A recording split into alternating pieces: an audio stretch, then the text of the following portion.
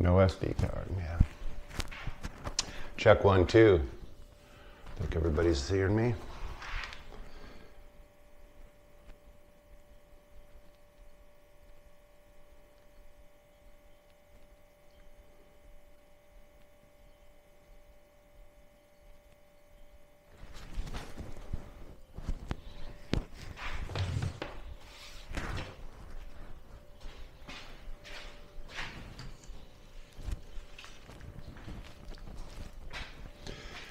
Hey there, happy Sunday. Welcome to Northlight Photographic Workshops in the Photo Stock Studio here. I'm Bill Schwab, as is always, and I hope you're out there. We're going out live now. This is Sunday, March 20th. Man, it's flying by really fast, isn't it? But it's spring, starting to be spring, almost spring, and it's dripping outside and it's a beautiful sunny day. Thought maybe I'd take you out there in a little bit, see what's going on, but for now I'm just going to hang out here in the dark room, talk to anybody that shows up, and I've got a little bit of printing that I'm working on, so I've got nothing really big planned for today. I just wanted to lay down some base layers of palladium that I want to add some gum to later, and I started working on a print the other day and I kind of hit it a little too hard on some one of the pigments, and I'd like to try it again. It's an old image of mine from back when I lived in Dearborn, 120 negative that I've made a digital negative out of. But anybody that's out there watching, you want to chime in, you want to say anything, go right ahead. And got any questions, that kind of thing. Like I said, I really don't have anything planned big for today. I'm not sure I'll have anything big planned any of these Sundays. They're just kind of leisurely hangs in the dark room. Oh, that's something I did this week, is I, well, this is it, but I resurrected the live darkroom cam. Anybody that's watching that may have watched me back in the day, I had an early darkroom cam that I ran in the end of the 90s back at one of my old darkrooms.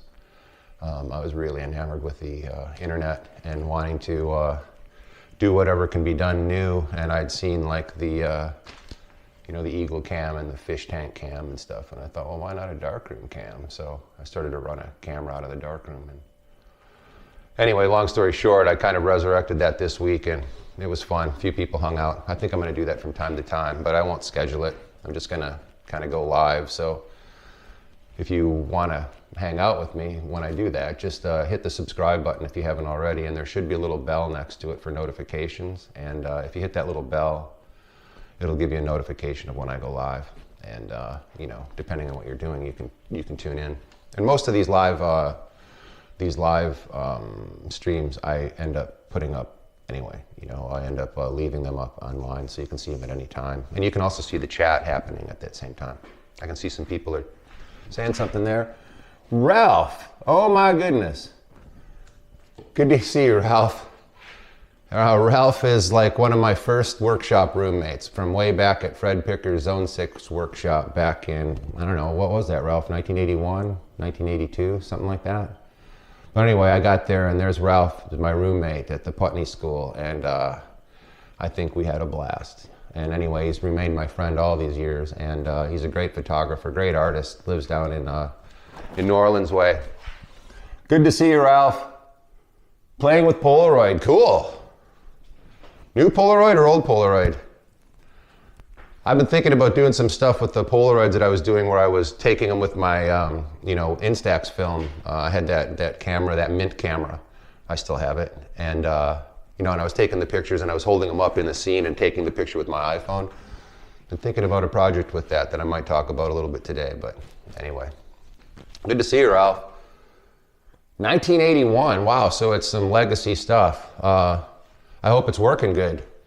I know that Laura Watt, you might have met Laura before, I'm not really sure who's met who, but Laura lives up in Iceland now, and Laura has a stock of old Polaroid that she uses quite often. And it's really nice to see. Some of it works great, some of it not so great. But David, hey, how you doing? Texas, must be nice down there. Hey, Jamie, thanks. Yeah, I cleaned it up just for today. Jamie Young has been here many times. He's Amongst other things, a great craftsman and woodworker. He is a really good photographer and has these circuit cameras. And he's been here at Photostocks and done the panoramic shots of the group and things. I'll try to put some of those up in some later videos at some point. But you know, it's a lot of fun when Jamie turns that circuit on, because we all run in circles, and you know, here there's all these people of a certain age running around like children. So it's a really good time. Let's see, I gotta put on some glasses to read this. This is great, I'm glad you guys are chiming in. Hey James, how are you? Good to see you up in Fargo. Ralph, yeah, let's see, David, Jamie.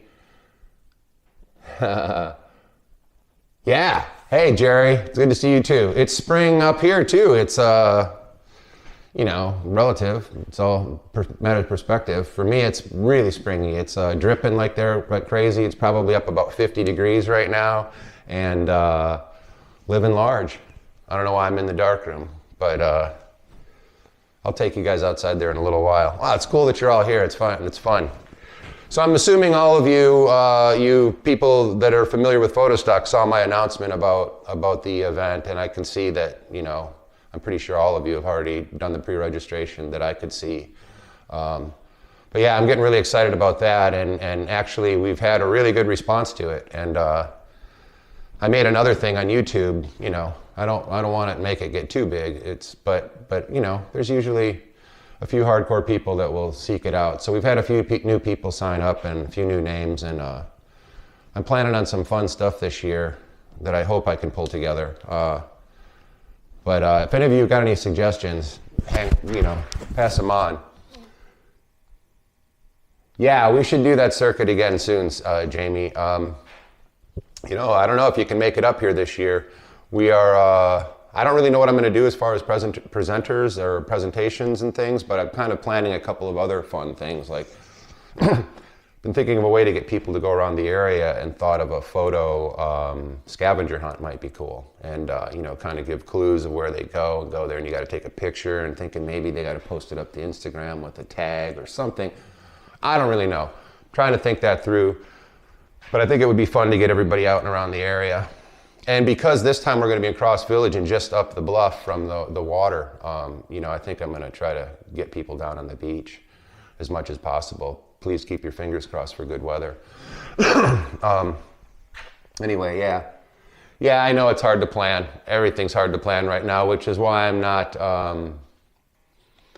you know, really trying to book anybody big time this year, because I don't want to do something that I just have to pull out of again, you know. I mean, that was kind of a nightmare back a couple of years ago, having to close all that out, and, you know, that upon a couple of trips that I had, and which I finally got to do, but, you know, we'll finally get to do Photostock here. I'm almost sure of it, but we'll see. They're talking about another surge, but I'm not sure that's going to be a real big deal, but we'll see. Anyway, whatever happens is going to be whatever happens, and I'm going to be planning on it as much as possible.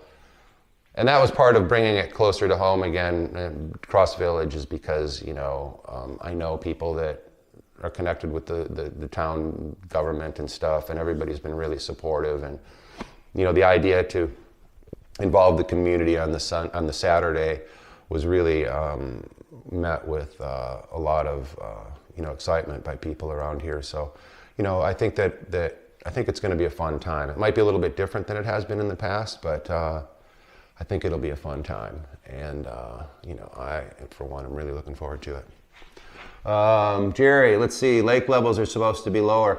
Yeah, and that's added to some beach. You know, I was down there just yesterday. In fact, I'm probably going to go over here after I sign off with you people today, because it's very calm and beautiful out today, and I want to fly a drone up over the bay as the ice is starting to melt. And I was down there last night, and it's still pretty icy out there, but there is some water floating around on the surface, and usually when that happens, all of a sudden everything will sink and disappear and open water. It's crazy. So I'd like to get some of that with the drone if I can. But I did notice last night when I went over to check it out that a lot of the snow had receded from the edges back in, and the water's quite a bit lower than it was in the past. So that's great. There's actually some beach that you can walk along. So unlike you know, a couple years ago when we would try to walk the shoreline, you just couldn't, because there was no shoreline. You know, we were up at high water point, and some of the people that own property along the water were getting pretty sketchy and getting kind of proprietary about their property, of course, and they didn't like people coming above the high water line walking along. So it kind of curtailed any of that activity. But this year we'll be able to do that. The water's down lower again. And I'm getting to thinking that some of the rocks and things that I used to photograph might be poking back up through the surface, or maybe some new ones have been moved in by the ice. I don't know, but in any event, it should be pretty cool. I'm really looking forward to it. Yeah, let's see.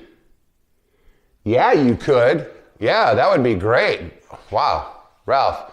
Let's talk, we'll talk a little bit more offline, and I'm kind of looking for people to do things this year, so yeah, I would love that, and I've been seeing what you've been doing. It's really just beautiful. You've been doing some really nice work. Anybody that's on here, check out Ralph Schexnader's work, or Ralph, maybe you can even plug in there where they can see some of your work, but it's really, really, really, really nice. I've been really impressed by everything I've seen. I know I don't comment on everything, but it's so many things going on in so many different directions and so many forms of communication. But that's so cool that you're planning on coming up here. So yeah, I really want you to bring your work. It would be really great to have you show people some stuff. Cyanotype. It's one of those things that I know enough to be dangerous about, right? And it's nice to bring people in that know what they're doing with things. And I don't know if you've tried any of Mike Ware's kind of like the new cyanotype thing, but I haven't gone there yet. I'm kind of planning on doing it, but anyway, that aside. Let's see. Hey, Bob. It's good to see you. Welcome. Sunday Live today is not going to really be too much. I'm not really going to be teaching too much, but I am going to make a couple of prints if I can stop talking here. I like to talk. But yeah, Bob, I don't know if you're familiar with the channel, but there's a lot to see on the channel. Check out through the content list there. I'm trying to get more. This morning I was going to try to get I'm almost there I'm doing this one on gum over platinum printing. And I've got 3 of the addendum videos up already, but I wanted to do the whole thing, and I'm almost there. And I was going to get up real early today and work on it, but best laid plans. I got up early and I started doing some other things. It's nice outside. It was just too nice to sit in front of the computer screen. So I haven't actually edited it all down yet, but I will be, and that will be dropping in the next couple of days, I think. And but anyway, that's a new thing too. Because I like to do a lot of the instructional stuff that way. And I've done a couple of, if you look at couple of the last live weeks, I was doing partial parts of the gum over platinum process, which is actually what I'm going to do today. I'm just going to make a couple platinum prints. But yeah, there's lots to see out there, and some of these live things I more just sort of teach just by haphazardly working. But it's fun to chat with people. I'm glad that people are showing up. First couple of weeks there was really nobody there, and so now I don't know if I'm going to get any work done, really, because I'm going to want to hang out with all of you. Yeah, okay, well, hey, I'm going to not look at this for a minute, and I'm going to go over here and coat a piece of paper. I've got some paper that's humidifying over here in the cabinet. I'll turn the lens around, turn the camera around. You can see over here is my revolving door coming into the dark room. Out on the other side is my dry area of the studio, and I'll take you out there at some point, but that over there is an old drawing cabinet that I use for my film, but I also use it as a humidifying cabinet here in the winter. Excuse me, because as is in a lot of places, it's extremely dry out here in the wintertime, and when you're printing in palladium, it's best to have some nice humidified paper. Now, I'm not talking wet. I know that there's some people online right now. As a matter of fact, if any of you are watching from the palladium thing, I can't think of who it is right now, but somebody was talking about humidifying their paper in such a way that it just seemed almost like they were printing on wet paper, and that's not really the way you want it. You want to humidify the space, let the paper sit in there for a while and gain some of that humidity, but you don't want it dripping wet, and you don't want it like flopping over or anything like that. You just want the paper humidified because it helps with your Dmax in printing. What it does is it kind of absorbs into the paper. Of course, there's a humidity in the paper, so that when you're putting your emulsion and your palladium, especially, which is quite expensive these days, it doesn't soak right into the paper. It kind of lays on the surface a little bit more, and that helps a lot. So, humidify the paper, dampening the brush, all that kind of thing. But let me grab a piece of paper.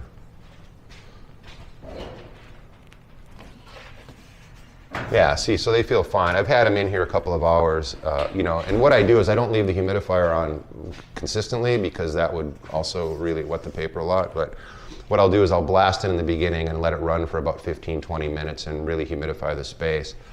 Then I'll just close the door and let it sit there for a couple of hours. And usually the paper just kind of gets, you can feel nice feeling, nice cool feeling. It doesn't feel coarse and dry or anything like that. So let me spin you around a little bit over here. Sorry about the manual panning here, but it's a low budget operation.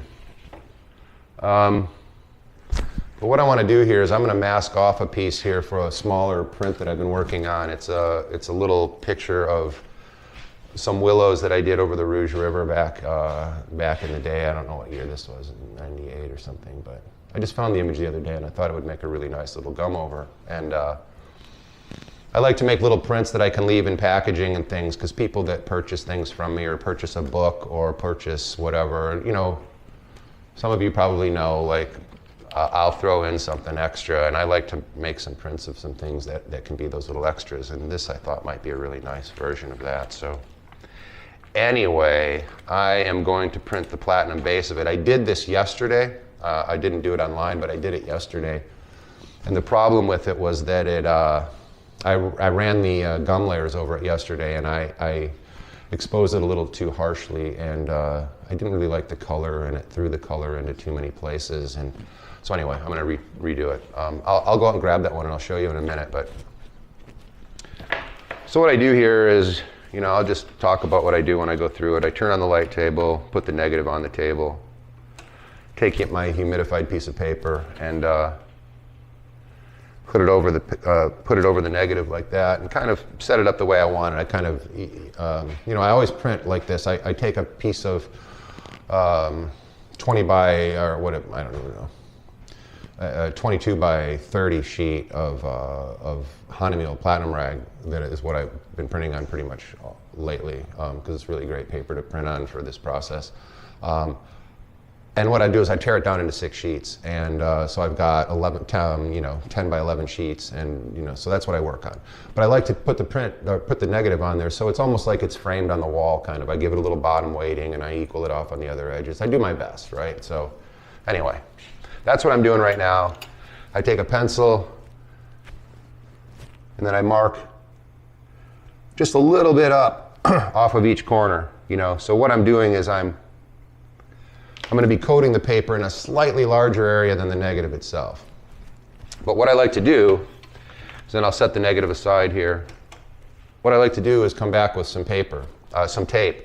And this, Barry Watts in UK in one of these live things suggested I try this low tack artist tape. Now I had tried this in the past and I didn't like it because it bled, but in any event, he said to give it a try. I tried it again and it didn't seem to bleed. So what I'm doing is I'm going to use this on all of my base palladium layers, I think, to see actually how it works. And then after I've resized the paper before I put on my gum bichromate and remask it, which is, I'm always worried about pulling up or damaging the paper surface. I was just talking to Peter Schrager about this today, or through an email.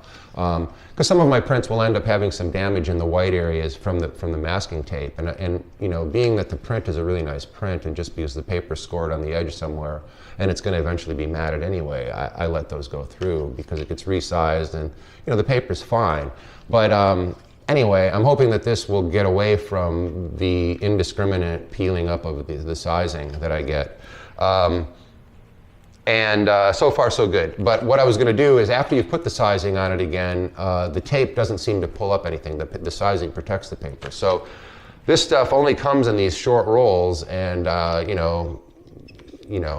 rather be able to buy it in bulk, but you're not really able to do that. So I'm just going to give it a try as the first run for the palladium, and then for the second run, I'm just going to go back to my other tape, my normal removable scotch that I use. So, long story, I'm going on this now. So what I do is I take that sheet, a piece of tape a little bit longer than what I need. I fold it over on the edge a little bit so that I can pick it back up afterward. and I take it and I just put it just right at my dots. And because I've put these dots at a little bit further out than the corners, it gives me a little bit larger area of coating than the actual negative. So I'll do that 3 more times. It's really nice tape. It's different than what I remembered. It's more like a paper. It's thick, and yet it doesn't have much tack to it, but yet it still seems to prevent any solution from going underneath and bleeding out. So far so good with it. And I thank Barry, if he hears this again, I thank him very much for his suggestion there.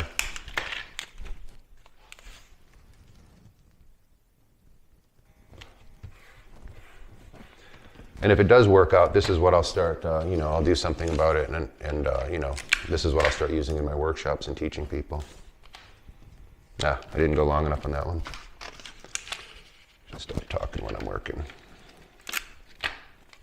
See, this is why I wish that this was, I'm gonna have to take them out of the rolls and put them on one of my dispensers here, because it's, it's very, I think I've talked to you about my workflow, and like workflow is a big deal for me, and I like to keep doing the exact same thing every time. And when I add in a new variable, it kind of screws up everything a little bit, and this does, it kind of screws up my movement a little bit. So anyway, I've got that one set up on there, the mask in the square for the negative, and I am going to take and put some extra masking around the edges like I always do, so that if I get a little too excited with my brush and I go over the edge, I don't spill it off into my white areas. Because, as some of you know, I really like to print with a clean edge rather than a wild brushed edge on my Palladium prints. And all my prints, I just like them to be clean. And I think it comes from my beginnings as a silver gelatin printer.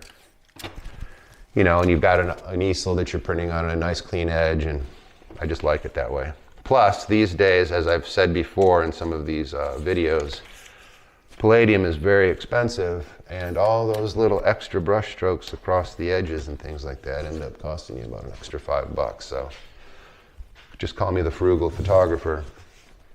All right, so here we go. I'm going to take out my solutions. I've got my ferric oxalate. I've got my palladium solution, ferric oxalate, my palladium solution, sodium palladium, and I've got some tween. And the tween is always the magic thing that I use. It's polysorbate 20 is what I buy it as off of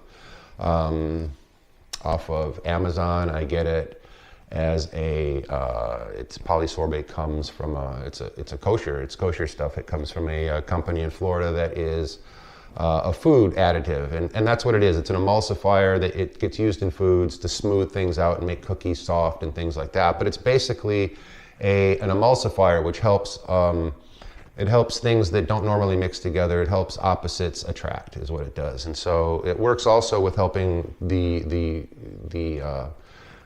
solution to flow nicely on the paper when you're doing it.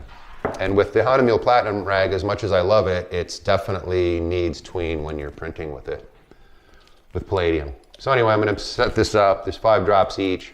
It's my Palladium solution, 1, 2, 3, 4, 5. And then I'm going to use my ferric oxalate, 1, 2, 3, 4, 5. And now these are mixed together, and it's light sensitive to ultraviolet light.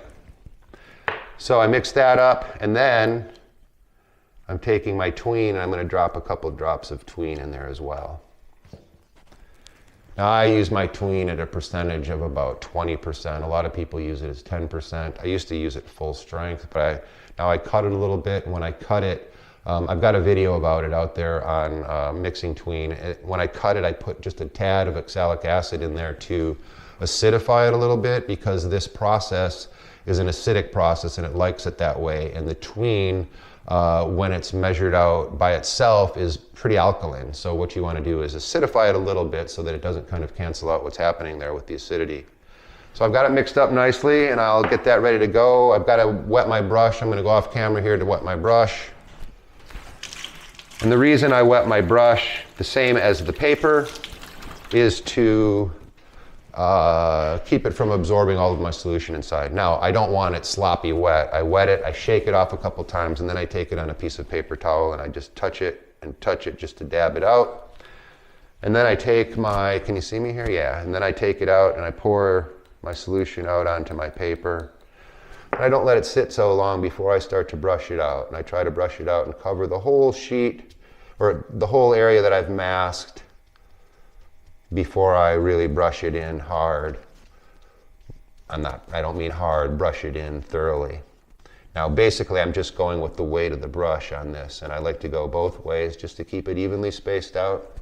And then I like to leave it sit there, and it sort of self-flattens and kind of absorbs into the paper a bit while I go out and wash up my brush. Now that's always an important part of the workflow that I talk about. I just do everything exactly the same every time, so that if something messes up somewhere, I kind of know where it is. So I'm going to go over here and just rinse this brush off camera.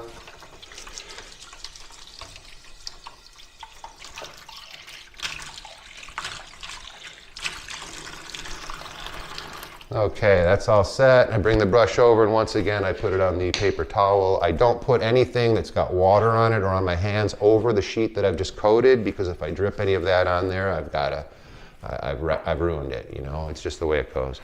So this looks good. It's soaked in there. I'm going to pull off my masking. And let's see, we'll pull off this tape. Everything looks like it worked well. Yeah, see that? It doesn't peel up the sizing, and it gives me a really nice clean edge. Nothing bled through. So I'm liking this stuff. I'm liking it. It's a little more expensive, and you know, doesn't come. If anybody from 3M's listening, make this stuff in real big bulk rolls, or if you already do, let me know where I can find them. Yeah, real nice. It really adheres to it and stops it from, so you can see I got a really nice clean coating. And I'm gonna go back here now and run the hairdryer on it a little bit.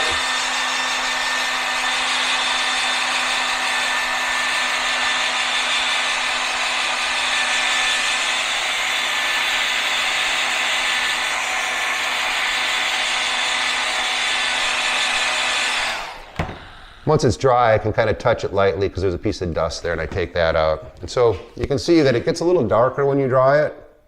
And I don't dry it like super dry. I don't want to get it crispy dry or anything like that, but I don't want it sticking to my negative, of course. So anyway, I've got that set.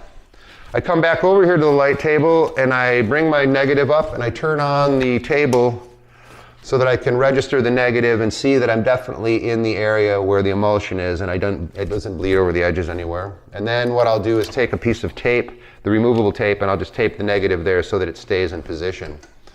All right, so this one's ready to print, and what I'm gonna do is go here and grab a contact printing frame. Now, contact printing frame, for those of you that don't know, is just a frame with glass in it, springs that tension the back into it.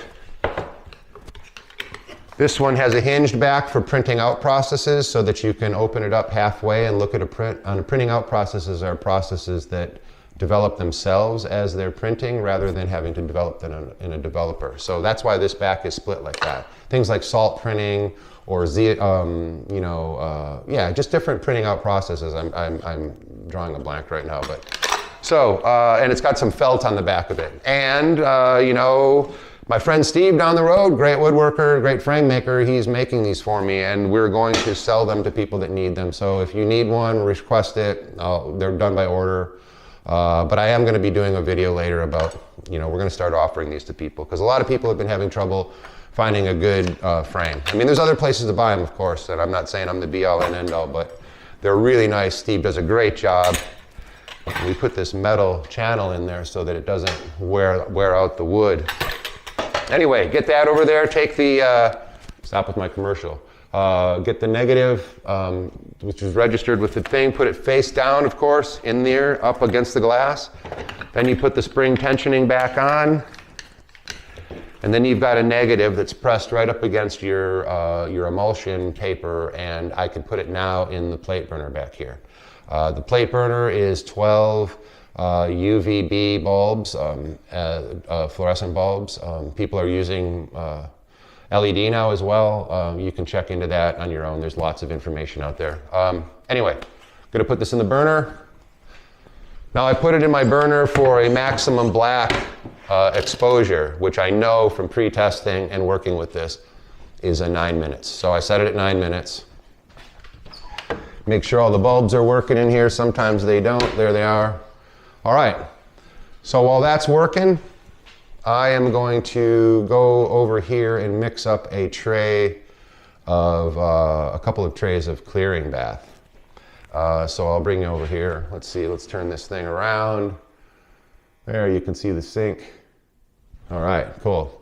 So for clearing agents, I use disodium EDTA, then I go to a tetrazodium EDTA, and then I go to a final one of a sodium sulfite. So I pull down my chemistry here. This is my disodium EDTA. I mix in, I kind of, you know, mix and match, I dump in, but I use about a 10% solution of each one of these, and then I go on the tetrazodium and the disodium. And then on the sodium sulfite, I end up using like a 3% solution for the third bath. And that's because what I've learned is with sodium sulfite, it's a little more caustic and it tends to lighten your print. It tends to wear away your print after if you're in there too long.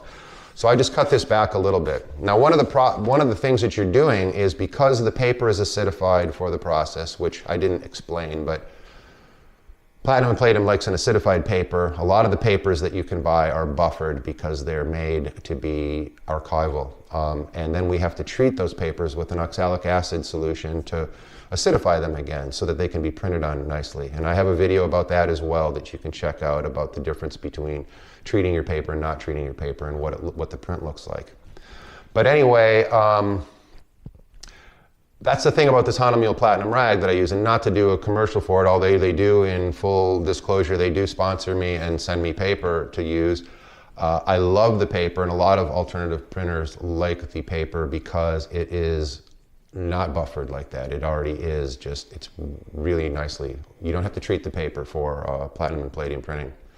But the thing is, it's already kind of acidified with these papers, and if you have acidified them, the series of clearing that I use is it's gradually more alkaline as they go, and so therefore it helps you bring that paper back to more of a buffered state. And anyway, enough of that. I'm going to mix up some disodium. I'm not going to measure it out because I kind of know from years of doing this how much I put in here.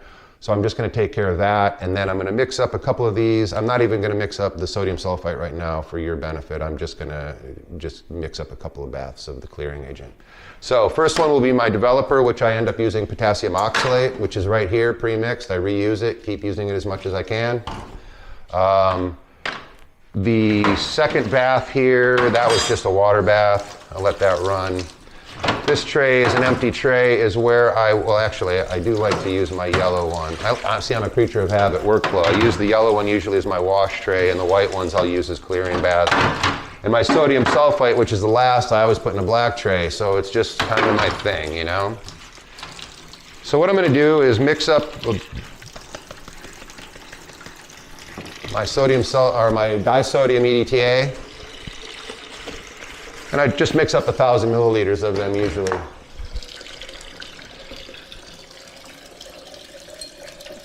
I like to use a glass stirring rod on these. All right, that's ready to go. It doesn't matter, water, cold, warm. You don't want to use hot waters unless you're shrinking your paper to the beginning. That's another thing with gum over platinum process, is that because you are printing a new layer over it and you're re-registering the negative, very often papers that are out there that we use for this, they need shrinking because the paper, once it's wet and once you print it the first time, and you're going to reprint it eventually, right? So when it gets wet the first printing and it shrinks down, then when you go for the next printing, the negative doesn't quite register right. So certain papers, one of which, Hahnemühle, does not seem to need shrinking. So, you know, there's that with the Hahnemühle Platinum rag again. That is another thing that's great because I don't pre-shrink that paper. But if I'm using a Reeves BFK or an Arches Platine or say, which doesn't work very well for gum over, so I shouldn't even mention that one. Fabriano Artistico, that's a good one, but they all shrink. And so basically when you treat, and you have to treat those papers as well with oxalic acid, So basically what I do is I'll treat them with oxalic. It's like a 3%, 6% solution that I use to treat those, but I'll treat it in warmer water, and that helps the paper shrink. So once I've treated that paper with warm water and I hang it up to dry, it already pre-shrinks. And then when I print my first layer on it, the paper's already pre-shrunk. So that when I go in my second layer, it's already there and the negative registers correctly. So just another little bit of an aside there. This is my disodium bath. It's mixed up. I like to put it in this, my first tray. Second one, I'll get some water going, and I get my tetrazodium EDTA. I'm getting low on this, but I've got a huge bucket down there that I'll add into it later. There's my my tetrazodium. There's 1,000 milliliters. They all mix up pretty quickly. I'll drop that into my second tray. So, and creature of habit as I am, I'm going to do the sodium sulfite right now, just because I want to keep my workflow the same. So, I use much less of this. That's about it. And normally when I'm clearing my baths, I leave them in each clearing bath for about 15 minutes. Sodium sulfite, sometimes only 10, depending on how much I've mixed up.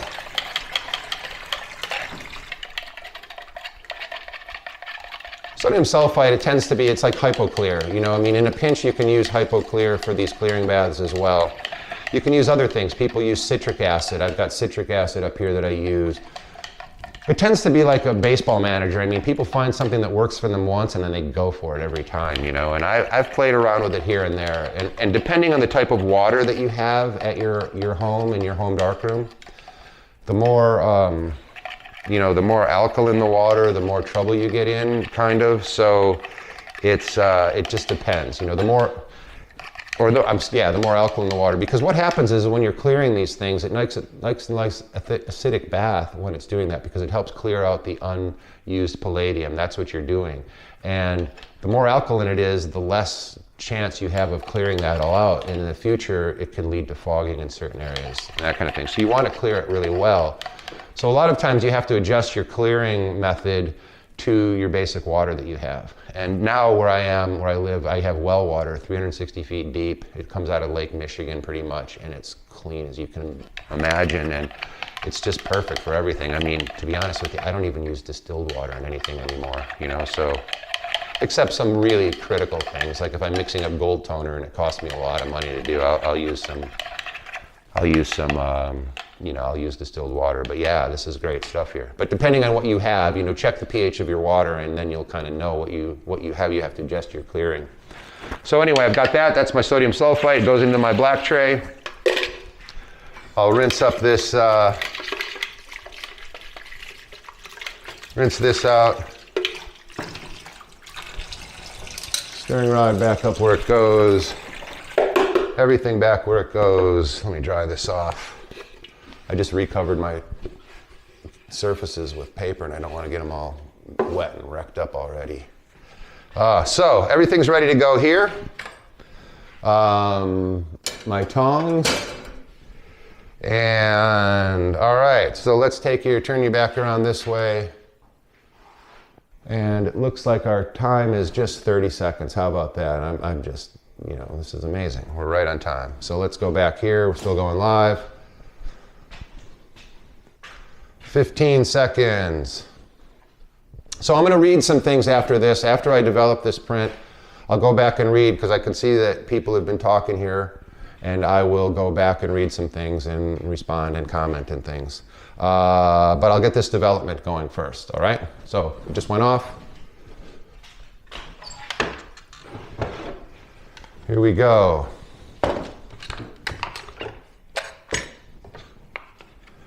Take it out, peel my negative back, put that back over there safe. Now, one thing that you can see sometimes with this, and especially the more humid things are, you can see that there's a little bit of a latent image there. I hope you can see it.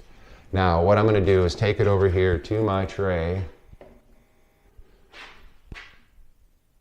And boy, it would be really fun if I could take you and show you really close. So let's see, I'll do that. I'll drop it in there. Let me grab the camera bring it over, take my lid off of my potassium oxalate, and now let's see, can you see the print down there? Yeah, you can. Here we go. And there is the development. Now, as you can see, it develops right away. And you don't really, it's not the kind of thing where the longer you leave it in the developer, the longer it gets dark or anything. It doesn't happen that way with palladium. But what I am doing is my bath here is, your development bath is pretty acidic, and it helps in clearing the unused palladium. So I usually leave it in there a couple of minutes anyway. You can see it start turning yellow and stuff where it picks up some of the used palladium. And, this is just part of the thing in the developer. You keep reusing the developer, and, it's just one of those things. Some people claim that the older your developer is, the better it is. But you do have to keep checking the pH and make sure that it stays around a 6. You don't want it down. So there we go. Can you see it there? Let's see. I don't know what's going on here video-wise. There you are. Okay. Sorry about that.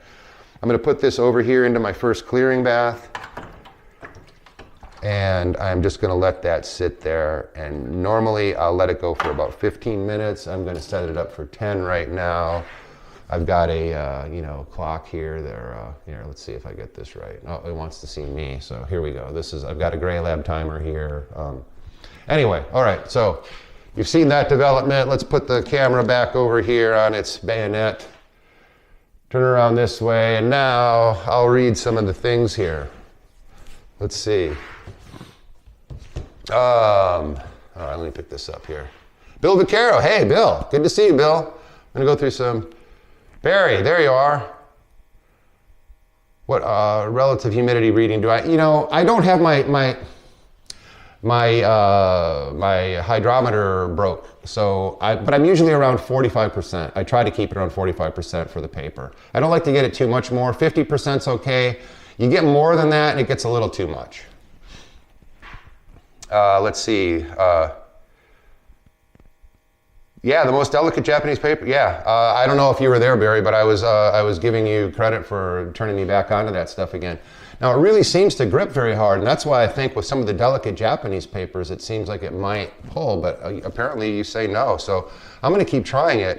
If you know of a source to buy like it in bulk, that would be great. I could see I could buy it in bulk in a case of it, but it comes with the dispensers, and I got my dispensers already, and I'd really like to not add more of this plastic into the world if I don't have to. So anyway, that would be great. If I'll keep researching that as well. Let's see. Yeah, 3M low tack artist tape. Yeah. You know what I'll do is once this is all done, I'll put a link to that down in the description. Just the link that I found on Amazon that I bought it from. Actually, it wasn't Amazon. It's easy enough to tell you. Findtape.com is where I got this stuff. They had the best prices on it. I'm always looking for the best price. When you buy stuff in as much quantity as I do, you want to keep it best. Cool, Barry. I really like it. I do like it a lot. I'm going to buy more of it now. And I don't know if you were there when I said that what I'm going to do is I'm going to continue using the removable stuff that I use now for when I do the gum layers afterward. Unless I find, that I just can't live without this stuff, because for one thing, I've got a lot of that stuff on hand, and it doesn't stick to the sized version of the paper. So once I resize the paper to do the gum layer, it seems to protect the paper enough and it won't lift up anymore. Anyway. Dick Blick Art Supplies, how do you store your digital negatives? Ah, Jerry, yeah, well, that's another thing, this is how I store my digital negatives right now. There's a pile of them here, and these are the negatives that I use most frequently lately, and this is how I store them. And I store them together on top of one another I don't like to leave one half off and half on, because sometimes if it's humid, especially in the summertime when it gets more humid here, there's humidity in the air and it reaches to one part of those negatives and not the other part. It gets kind of foggy and cloudy on that part. Then you have to redry it, and sometimes it leaves a line there. So I guess what I'm saying is that Digital negatives to me are fugitive. I use them for what I use them for, and then they get discarded. I mean, there's several of them in the bin here right now. So, to answer your question, my archival system is basically, or the way I store them is in my computer. I know each file that I have worked out ahead of time, and I know that I get that file to print the way that I like it, with the curve that I'm printing through, on my printer, on the paper I'm using. I keep everything consistent, like I said, in my workflow. And therefore, when I need another negative, I already have it. I store it as a file, I go through, I print it out on my computer in the exact same way that I do all the time, and I have another negative that works exactly the same. So if I happen to destroy that negative somehow, or I get too zealous and I get too impatient and I don't have I don't have my gum layer or something dry enough, and I happen to destroy that negative, no sweat, I just make another one. Now, of course, don't take that attitude if you're printing through in-camera negatives. Believe me, you don't want to destroy those because that's the only one you have. But yeah, that's how I do it. Basically, I keep them around for a little while. I'll print through them for a little while, but I rarely go back to them. You know, I've got a couple of negatives that I print fairly often. They're for books that I sell, and I just keep those negatives, and I keep them like in a plastic sleeve, and I keep them in a flat file, and then I can go back to them and use them again. You know, I'm careful with them, but anyway, I guess what I'm saying is I don't lose any sleep over it because I have them in my digital files. I'm able to recreate them every time, so it's not a big deal. Hope that answers your question. Thanks for asking that, Jerry. Yeah, so anyway, that kind of catches us up here. This print here that I just made, I think that what I'm going to do is just go through the process of making another one, so I have a couple to work. But just be patient with me for a second. I'll go out into the other room and I'll bring back that print that I had worked on to show you what happened with the gum layer that I didn't like so much. Now, hang on just one second.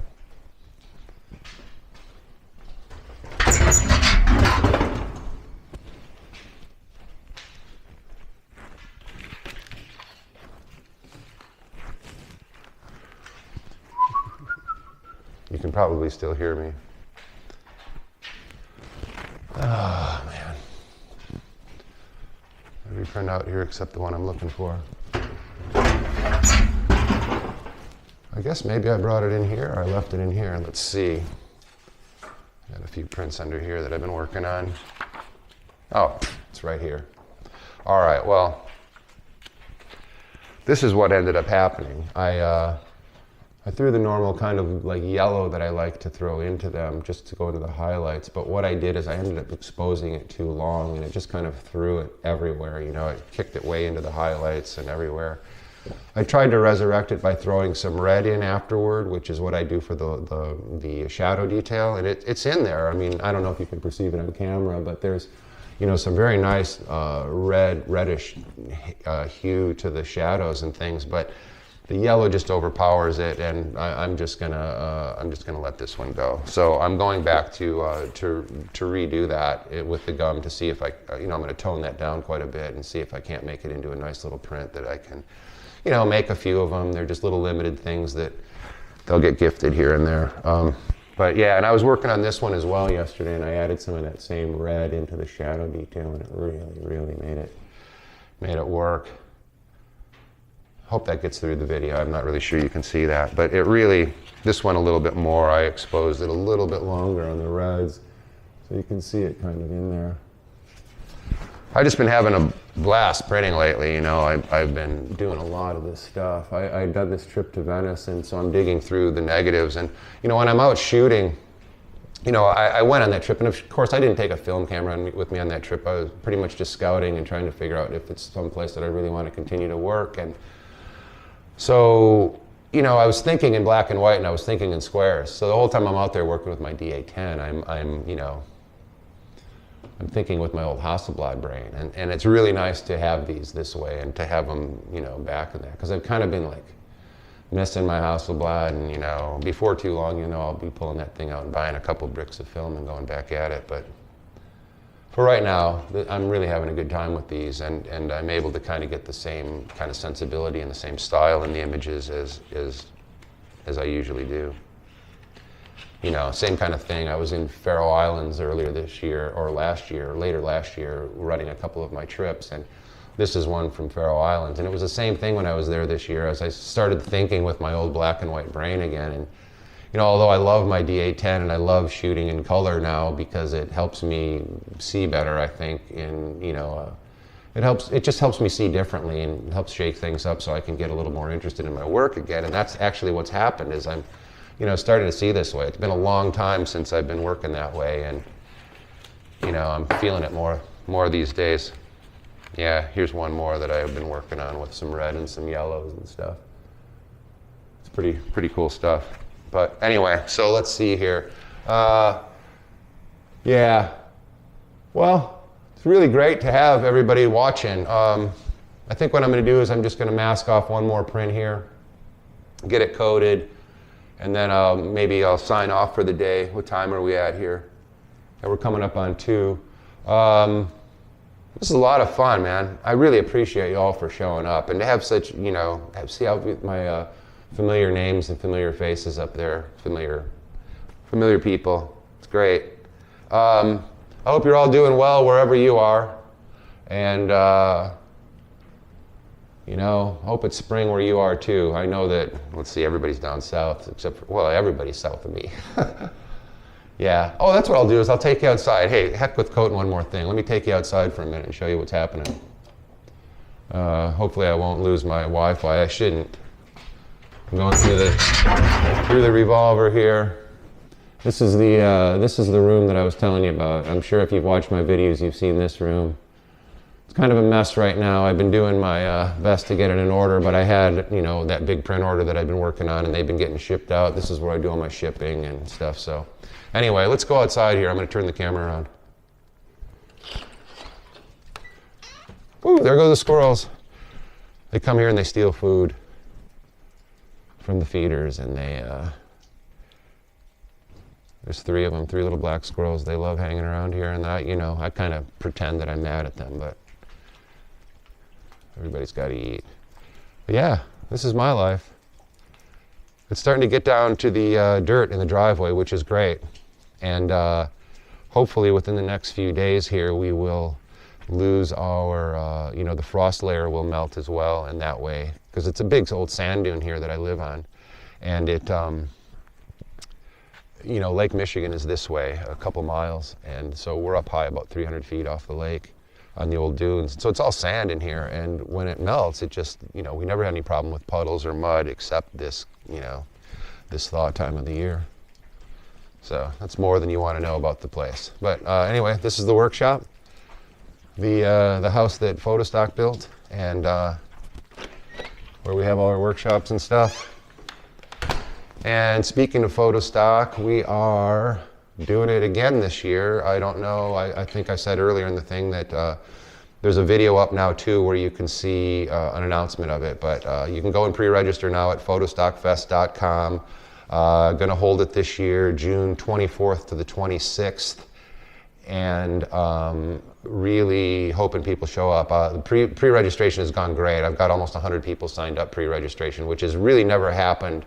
Not all those people end up coming, and at times we've had 100 people come, but I've never had that many people sign on this early, so I kind of got a feeling you're all itching to get back up here, and I'm really itching to having you here.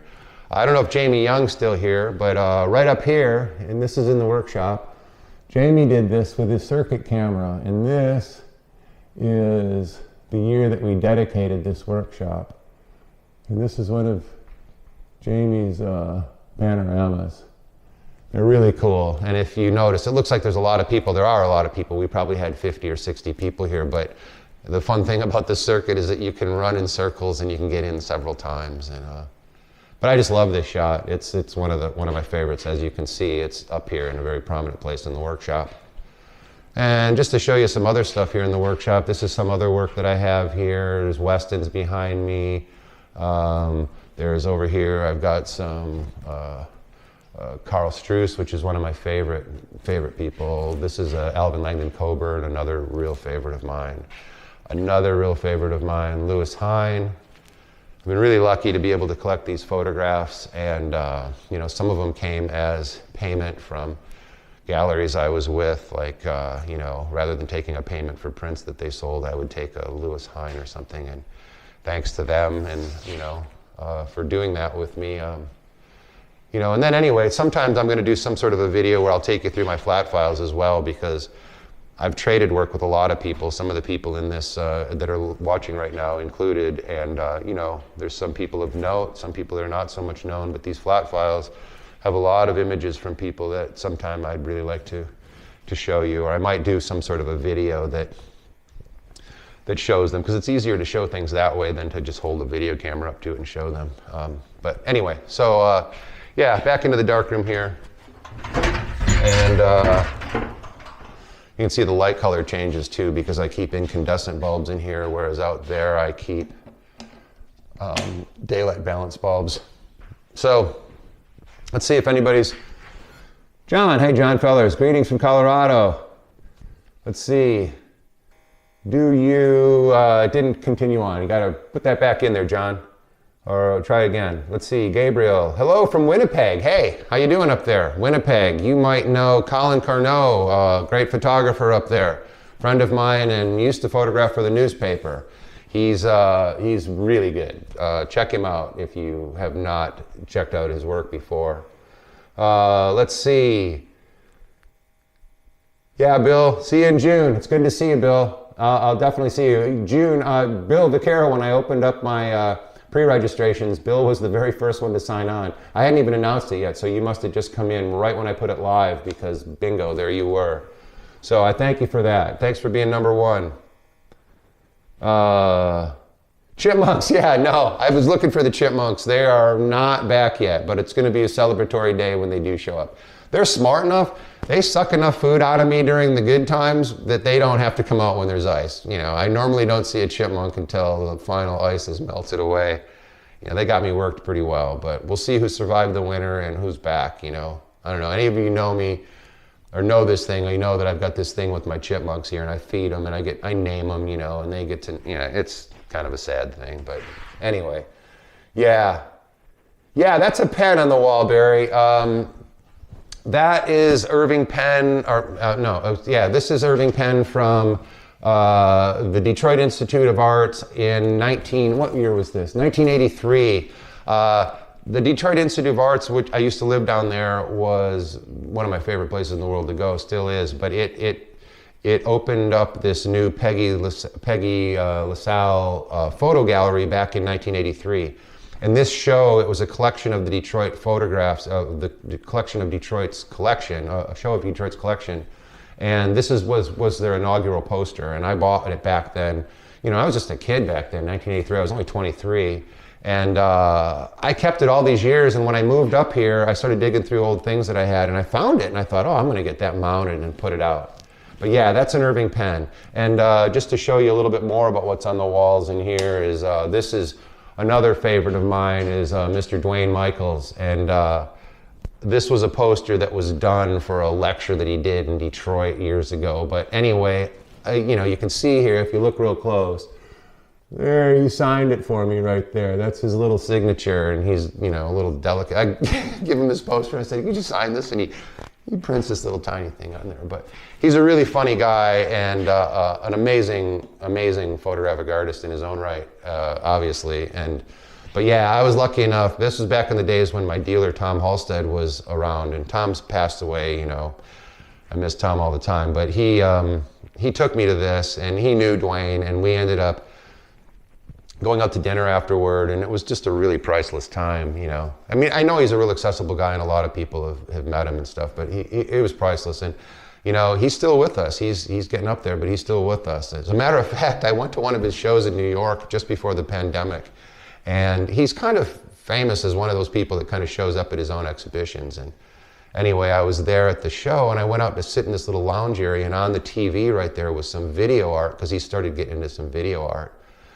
And I noticed this guy walks up and he sits down kind of next to me on the couch, you know, down at the other end of the couch, right in front of the video screen. I'm looking at the video screen, and it's pictures of him on the video screen. And I look at this guy sitting on the couch, and it is no doubt Dwayne Michaels. But he's like, 15, 20 years down the line from when I met him, and I wasn't quite sure, and I didn't want to say, hey, you're Dwayne Michaels, but I'm sure it was. It was really a pretty cool event. And matter of fact, I kind of did a little sly picture with my cell phone of the guy, so at some point I'll dig that out of my phone and put it someplace. But anyway, it's kind of funny. This over here, this is my Detroit Where We Used to Live show, and that is a proof that was done at Toronto Imageworks. They were all digital images, but I wanted to print them continuous tone, so I had them printed on a light jet, which meant that they printed them on actual photographic paper, and it was developed with chemistry. And I love digital prints, but when I put them side by side, as being an old analog guy, I saw the difference in them, and I ended up going with the continuous tone light jets for that show. But anyway, there's another thing I'm thinking about doing with this stuff, and if you were listening earlier in my talk here, I'm studying some things, and I hesitate even to talk about it because it's going to sound weird coming out of a guy like me who's dyed-in-the-wool sort of old-time process photographer. Even though I embrace digital things wholeheadedly, I'm always kind of like try to be on the forefront of things too. I was one of the first photographers on the internet back when we had the web. There was a time on Yahoo when you'd go in and type in photographer and there'd be less than 100 people show up and I'd be right up there. So, I like to do things right away. I had friends that told me back in those days, what are you wasting your time with that? Even magazines and stuff that I worked for, I wanted to transmit images to them that way and have them look at my work on the web rather than have to send them imagery. And they're just like, why are you wasting your time with the internet, And so that's how I feel about this latest thing, is like I obviously wasn't wasting my time with it. And I'll say the NFTs, I've been looking into it lately. I've been really making my brain hurt and trying to grok the whole thing and understand the whole idea of NFTs. And, I'm starting to kind of understand it from an artistic point of view.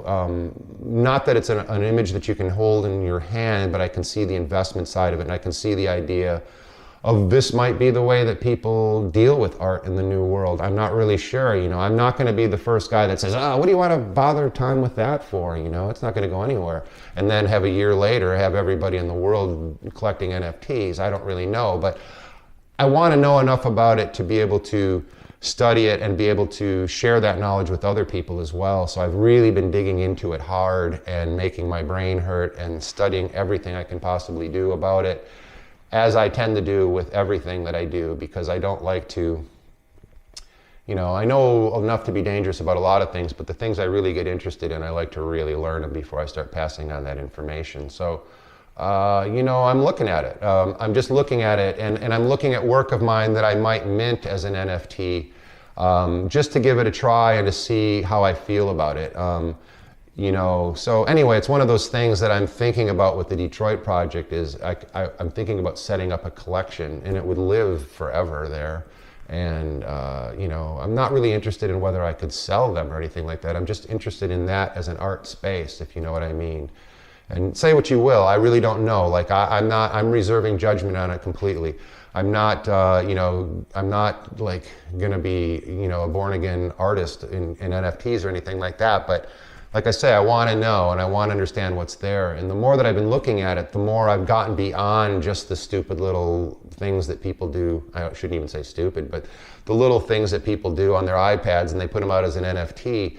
I've been delving into the like more traditional artists and real artists. I shouldn't say real artists, but people that actually do this and really think about it a lot. And I've been finding those people and finding some great photographers out there. There's a guy named Drifter Shoots that you might know about, who was kind of became famous for trespassing on high things and photographing them. And I really, I'm interested in that work because he can describe it really well, and he can, but he's been showing it as NFTs, and it's really good to be able to go see it that way. But also people purchase it, and it's amazing what some people have been paying for these things. And I just kind of don't understand that aspect of it yet. But like I say, I don't expect that to happen to me, but I want to try the art space just to see what it's like so that I can make my own decision about what it is. based upon my experience with it rather than just reading about it from other people or hearing other people denigrate it or praise it or whatever. You know what I mean? I want to read about it for myself. So anyway, that's something you might look forward in the future. I might end up being kind of shocking and being the alternative process guy that ends up doing a video on NFTs. But I'm really looking into it, and I might guinea pig myself out and try one. So we'll see. Anyway. pH paper to test alkaline. Yes, I've got, sorry, I missed the thing there and all my yakking. I've got my pH test paper here. You can buy this stuff, Amazon, it's not expensive. You dip it in, it turns a certain color, and then there's a guide along here that shows you the different pHs that you're at. So, that will help you. The lower the pH, the more red, the more acidic it gets, the more alkaline it gets, the darker it gets. So that's that. Here, I'll read up a little bit and see if I've missed anything. Yeah, that's a pen. Okay, so I think I'm caught up here. Probably went on a little bit too much, but I think I'm just going to hang out. I'm going to do a little more printing, sign off here, and I got to run a couple errands, and I think I'm maybe going to go over to the beach, like I said, and fly the drone out over the ice and see what's happening out there. It'll be nice to see waves coming in again. It's been a while. So with that, any final questions out there, anybody? And I guess not. I'm going to sign out here. And thank you very much for coming and watching. Hit a thumbs up on this thing if you liked it. Again, if you haven't subscribed, it'd be great if you subscribed. And if you want to see when I'm going live again, it's cool if you just hit that little bell, because that'll give you a notification. And, again, I really appreciate all of you coming today. And ciao. Think photo stock, think spring. Send me some warm air up here from the south, you guys. And enjoy yourselves. Take care. Bye-bye.